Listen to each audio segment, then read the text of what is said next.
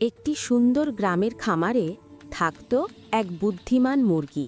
প্রতিদিন সকালে সে আনন্দে গান গাইত, ঘাসে ঠোকর দিত আর সূর্যের আলোয় মেতে উঠত।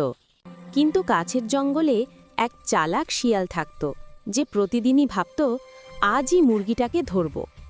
এক ভোরে শিয়াল গাছের নিচে লুকিয়ে মুরগির দিকে তাকিয়ে রইল।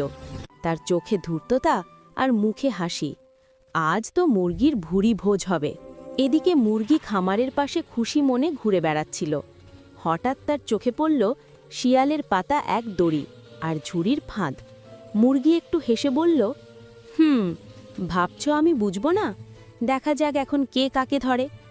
সে চুপি চুপি কিছু খাবার ছিটিয়ে অন্যদিকে নিয়ে গেল এবং ফাঁদের দড়ি ঘুরিয়ে রাখল। শিয়াল ভাবল, মুরগি তো একদম ফাঁদের দিকে যাচ্ছে। আনন্দে সে ছুটে গেল, কিন্তু মুহূর্তের মধ্যেই ঝুড়ির নিচে আটকে গেল। আরে বাবা, এটা কি হলো? চেঁচিয়ে উঠল শিয়াল। মুরগি হাসতে হাসতে বলল, বুদ্ধি থাকলে বনে থাকো, ধূর্ততা করলে ফাঁদে পড়ো। শেষে সূর্য ঢলে পড়ল পশ্চিম আকাশে। মুরগি খুশি মনে নিজের ঘরে ফিরল, আর শিয়াল লজ্জিত মুখে দূর থেকে তাকিয়ে রইল।